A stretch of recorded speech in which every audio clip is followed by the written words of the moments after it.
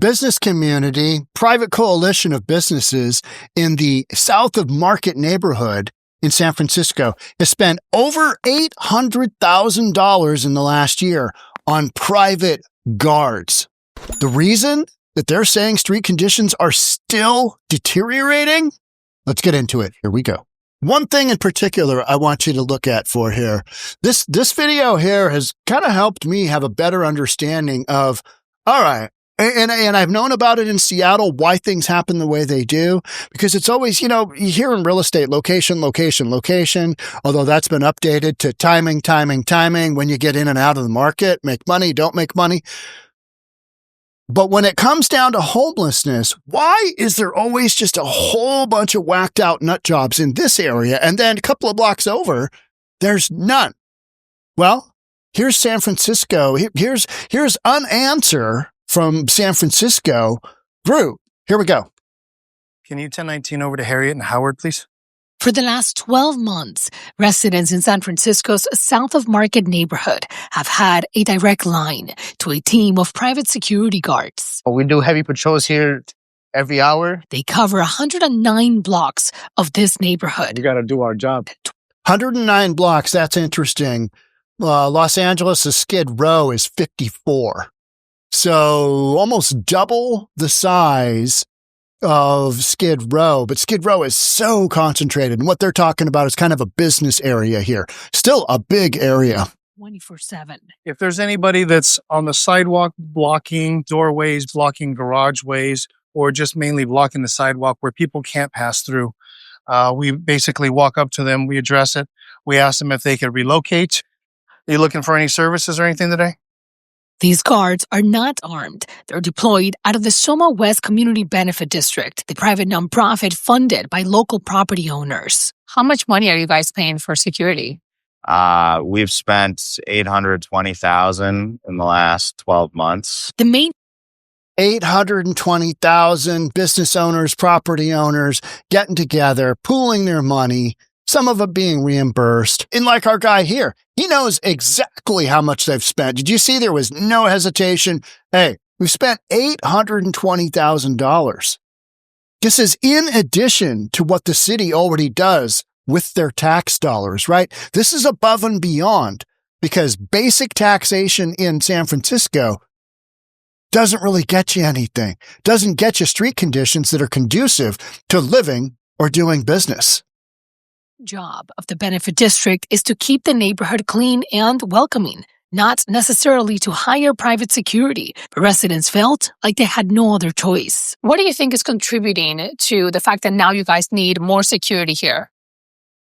We need more security because of the population of street addicts. And the reason they're here is because the city has concentrated all the facilities and services that enable their lifestyle in this area. At the CBD's office, they have a bird's eye view of the conditions on the streets. They created this map showing all the city services and their exact locations. This is a vision.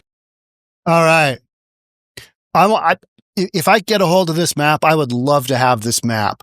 If somebody can send me a link to this map, if somebody knows where this is, I did a deep search. I couldn't find it. So here you've got Market Street. Now I know, you guys can't see that very well, but here you've got Market Street, right? You got south of Market Street here. You've got the Tenderloin right in here.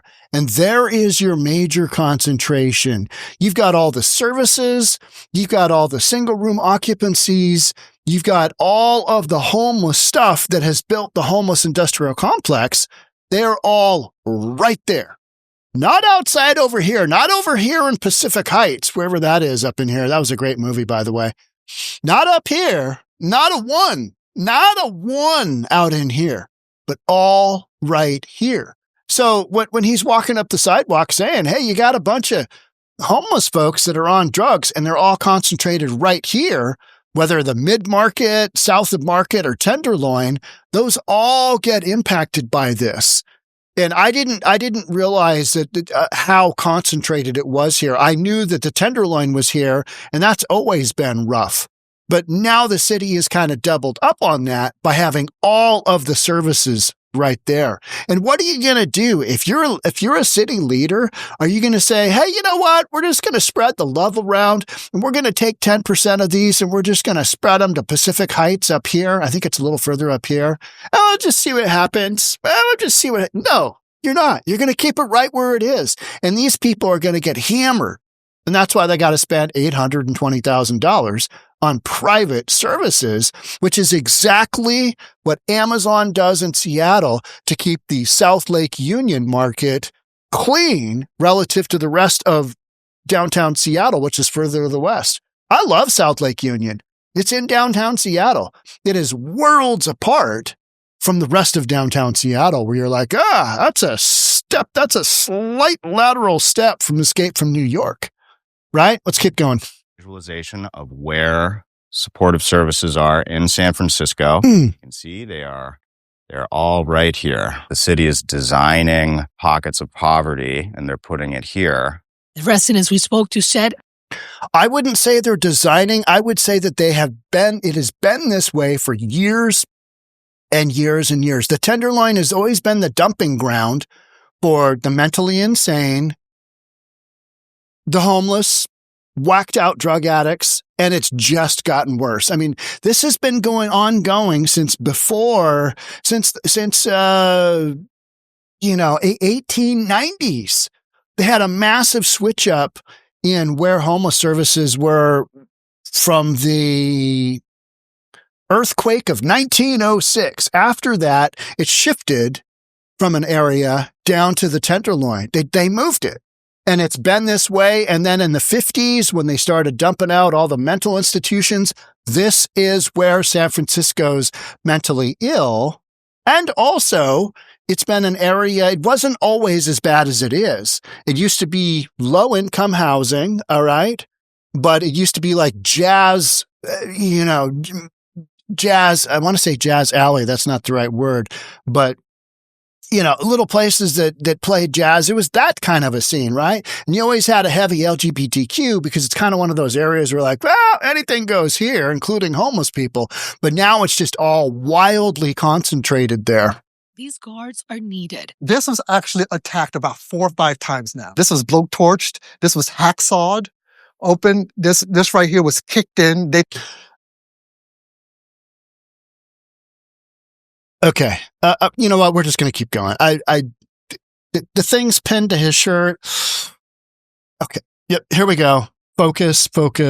A crowbar to it. 𝗪𝗧𝗛𝗛 said his neighbors have felt trapped in the past with open drug markets outside of their front door. Frankly, our building calls the CBD for safety patrols now instead of the police because we'll get response within a timely manner. Supervisor Matt Dorsey represents this district. Why are there so many resources in that area? This is something that has gone on for decades. The 6th Street corridor in particular has a lot of permanent supportive housing there. From my perspective, we do have a lot of city services that we provide around the Civic Center and mid-market area. A lot of that is in South of Market just because of it's on a transit corridor. It's convenient. The ABC7 News data team looked into crime data and found violent crimes like murder, robberies, and assaults have dropped in the Southern District by 10.3% over the last 12 months when compared to the 3-year average. Is crime down in SoMa because of SFPD or because of the private security? It might be both. Earlier this year, Crime is coming down from all-time highs. I read this all the time. People want to take credit. Oh, crime's down. Everything's good. It's all right. Portland's the one famous for that. Crime's way down. And you're like, okay, yeah. But also, remember, crime has been so rampant and so ongoing that businesses no longer call 911. So that their, criminal act has been noted.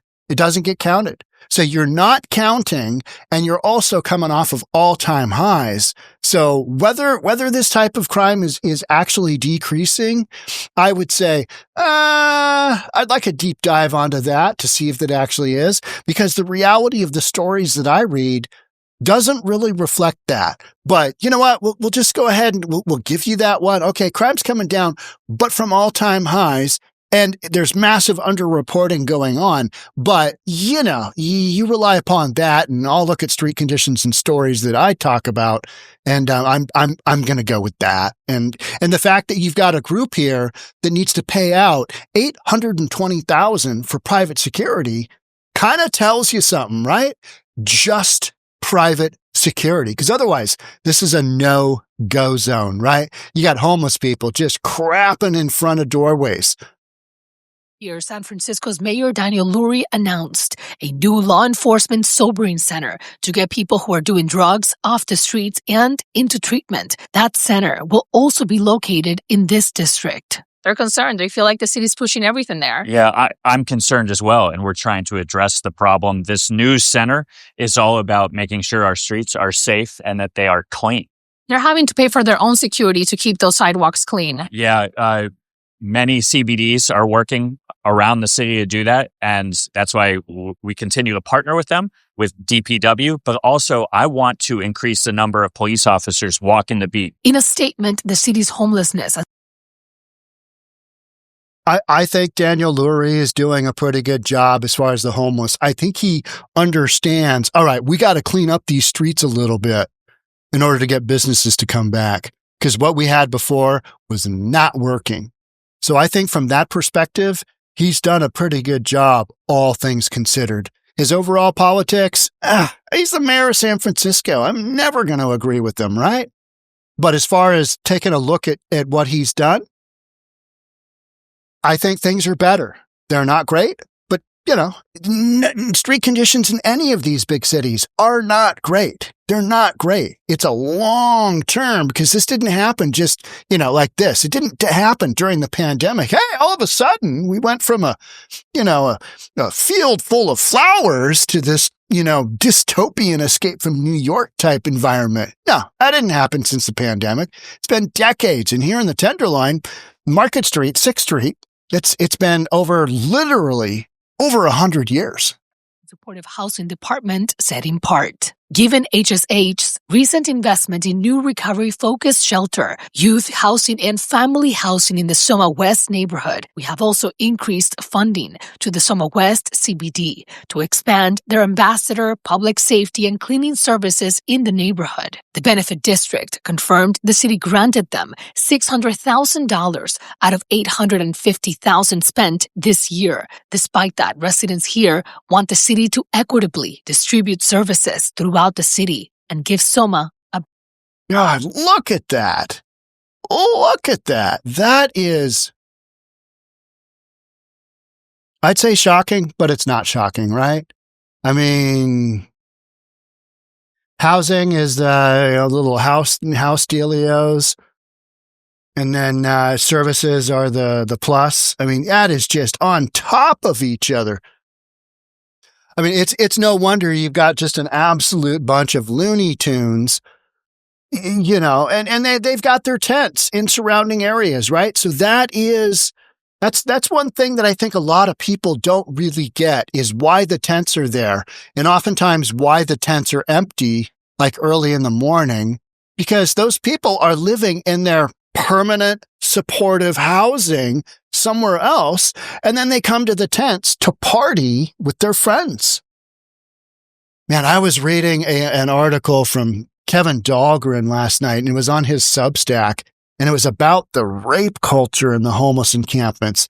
It was just gruesome. I mean, it was like, you just want to cleanse your mind after you read about that kind of stuff that never really gets addressed.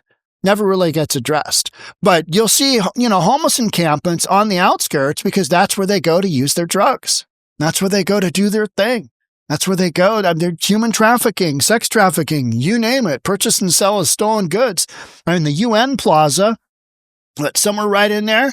And that's just known to be an open air drug market, an open air, purchase and sale of stolen goods. So when you've got this concentration like that, it is not a shocker that all the stuff happens right there. It's there by design. It's literally there by design. Here's Union Square, our shopping mall. is somewhere right in here, I believe, the Westfield Center Mall. I mean, it is no wonder that they're, being impacted by all of this. Because look at all this. That supports how many thousands of people in San Francisco that are homeless?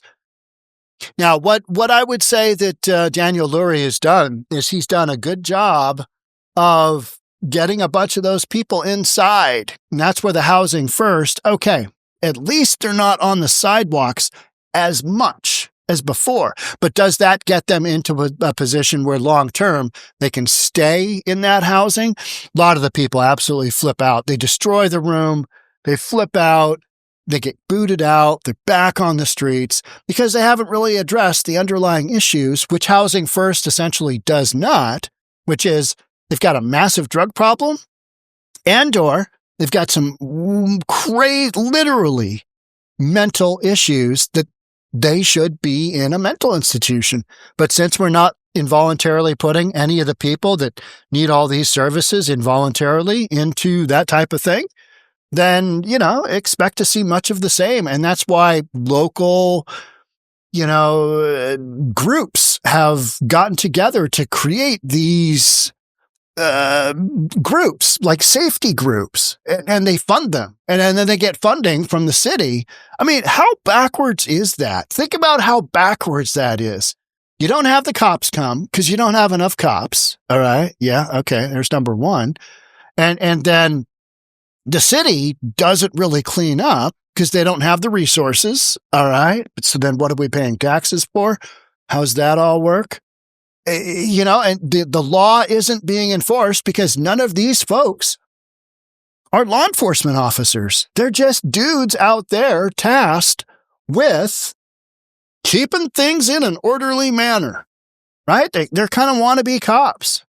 But they're much needed. And just like you'll see, I came back from downtown Portland when I was down covering the ICE facility protests. What a joke that was. But I walked home. I walked back to my hotel in downtown Portland. And the two groups of people that you would see were homeless people, just whacked out of their minds, and security guards. Because you've got security guards everywhere. Because every business that happens to be in business, which was few and far between in Portland, has to have groups like this to basically keep their area of downtown Portland quasi-habitable by businesses. And for the most part, downtown Portland is not habitable. It's my understanding San Francisco is becoming much more habitable, but we just talked the other day about our location here, the Centerfield Mall. H&M moved out, and it's one of the last businesses to move out. Current ownership of that mall is basically clearing out the entire damn mall so that they don't have to pay. While they're trying to figure out what they're going to do with it, they don't have to pay security guards like we're talking about here, because that's a 1.5 million square foot mall. And, just to turn the lights on, think about what it takes to turn the lights on in your home. By that meaning keeping utilities on, water, sewer, garbage, security in the case of a 1.5 million square foot mall. They don't want to pay for that anymore because they're just bleeding money with just a few businesses left. So they're literally clearing the whole damn thing out. Now, you might say, well, yeah, but they're covered by this private security. Years and years and years of deteriorating conditions have created a situation where this part of downtown San Francisco has just been cored out. And then you've got the financial district just kind of up this direction. Before you hit the water, it's kind of right in that area. And, you've got a work from home deal that's absolutely slammed San Francisco. The thing San Francisco has right now is it's got the AI industry kind of backfilling some of that commercial. Some of that, I should say. You see a lot of news stories talking about it, but simultaneous to the AI stories coming out, you've got stories like, hey, some of the biggest buildings are being sold for an absolute song. You got a Four Seasons that was purchased for $130 million, an absolute deal 10 years ago. But now you've got that going on because you've got a commercial market that is in absolute distress.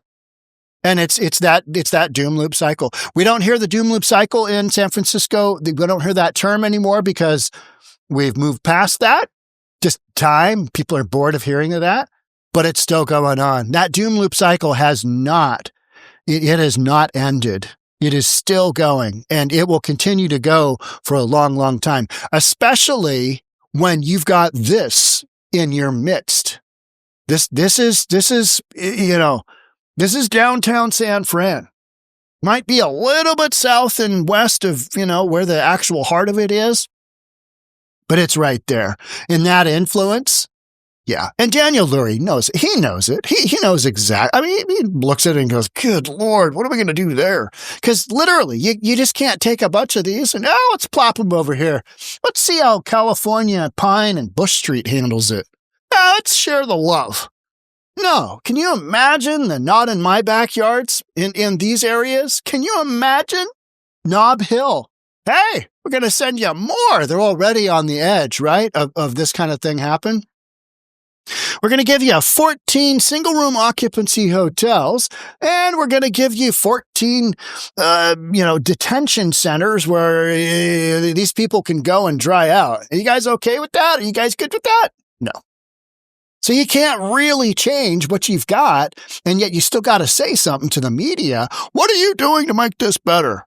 Well, and we heard what he had to say. Does it make sense? Ugh.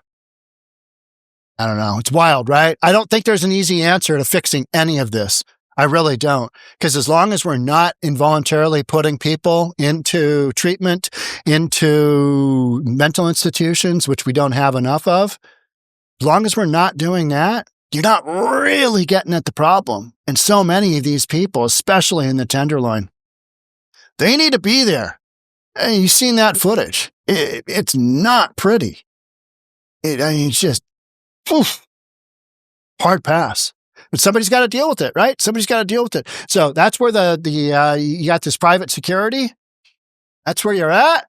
So it's one more expense that a business or a consumer, a homeowner, has to be responsible for on top of already paying all those taxes for keeping the streets open, keeping your cops going, and they're not even getting those services. Does that make any sense? To them, apparently it does, because otherwise they'd be leaving San Fran in droves. And people just love San Francisco. Love it. Love it.